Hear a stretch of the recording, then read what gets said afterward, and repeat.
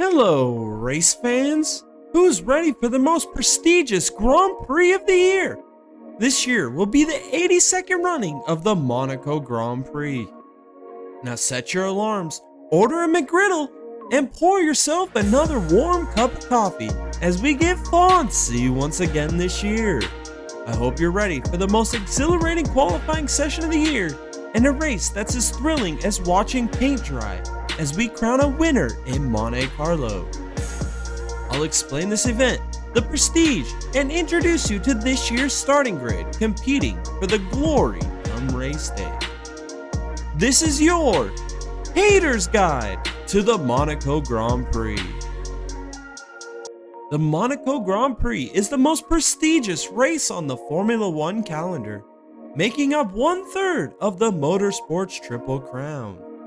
The most prestigious racing series on planet Earth heads to the streets of Monaco for a slugfest requiring absolute perfection, pit lane execution, and the fastest car-driver combination on the grid. Some of the greatest names in racing have competed and won this prestigious race, which was first hosted many moons ago before caviar and champagne were world-renowned. Qualifying will take place on Saturday before the race, which will include 3 individual sessions. First being Q1, where the top 15 drivers will advance to Q2, where once again the field will become shortened in the race for the pole, down to the top 10 drivers. Then Q3, the race for the pole, which will be the most important qualifying session of the season, will take place. In Q3, the top 10 drivers will compete to be the fastest man in Monaco, to compete for the prestigious pole position, which is paramount for winning success come Sunday.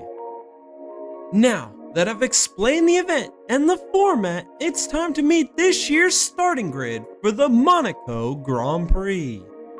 Driving for Red Bull in the 1 car is defending world champion and former Monaco Grand Prix winner, the greatest driver on planet Earth, who the FIA is prepared to go straight breaking bad on, is the Flying Dutchman, Max Verstappen. After owing millions of dollars only because of his success, looks to put his competition in the rearview mirror once again in Monaco. Also, driving for Red Bull in the 22 car is Yuki Tsunoda.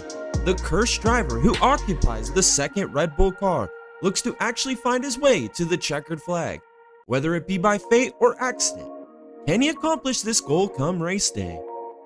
Driving for McLaren in the 4 car is Can't Go Lando Norris, the man who has more femcells in his corner than an anime convention. With his recent Hot Topic purchase of a clown suit, he can finally match his boss at team meetings. Can Lando finally learn the skinny pedal is the go pedal in this year's race? Also, driving for McLaren is the World Championship leader Oscar Piastri, who might as well be a red-headed stepchild who has been neglected by his biological mother. After completely dominating his teammate like BBC dominating Mia Khalifa in a corn film, can Oscar finally receive the respect he deserves? Driving for Sauber in the 5 car is Gabriele Bortoleto, who unlike Cinderella, the glass slipper just won't fit. Can he defy all odds and make it to another dimension? Also, driving for Sauber in the 27 car is Nico Hülkenberg, as Hulkamania is running wild. After winning the 24 Hours of Le Mans, only 2 legs of the Triple Crown remain, including the Monaco Grand Prix. I don't know if it's just me, but I hope he can accomplish this milestone during his illustrious career. Driving for buy one, get one free AlphaTauri Toro Rosso Racing Bulls in the 6 car is Isaac Hadjar, who has taken therapy courteous of Lewis Hamilton's father after the absolute destruction he created in Australia. Also driving for buy one, get one free AlphaTauri Toro Rosso Racing Bulls in the 30 car is Liam Lawson, who has a snowplow mounted in the front of his car in hopes to destroy all the competition that lay before him. Driving for Alpine in the 10 car is Pierre Gasly, who defied all odds and prevented any type of damage to his car for a historic amount of time. It appears nothing could bring the French back to prominence in an English-dominated sport.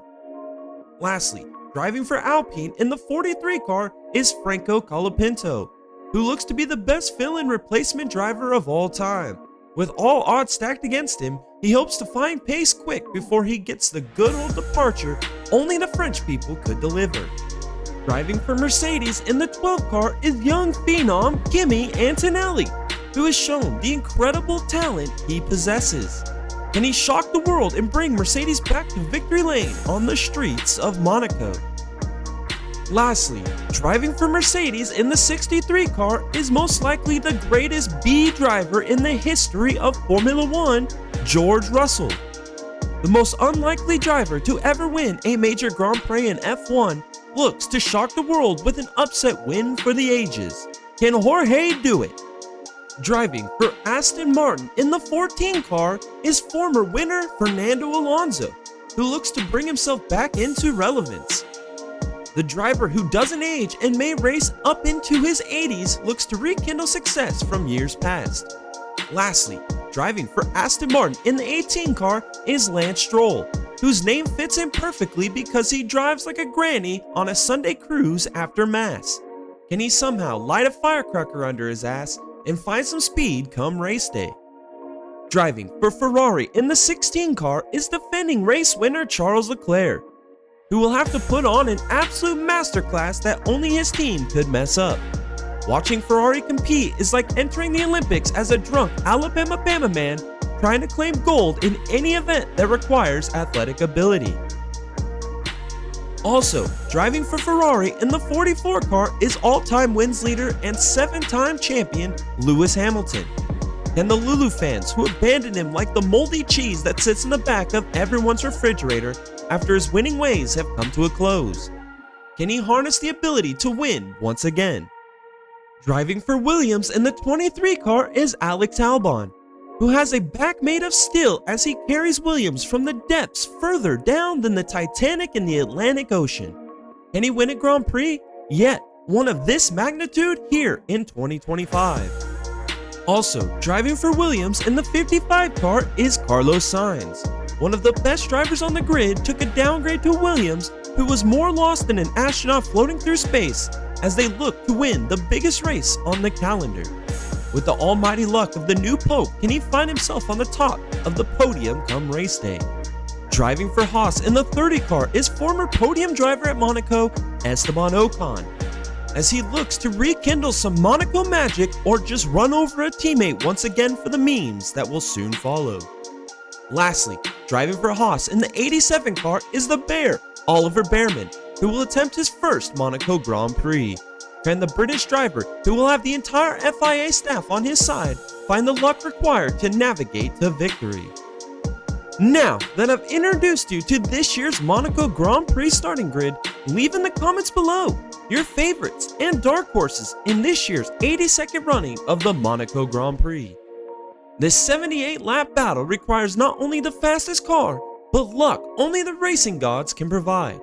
The driver and team that qualifies up front runs a clean race, executes strategy, and keeps themselves void of trouble will find themselves in victory lane and add their name to the illustrious list of winners in this prestigious event.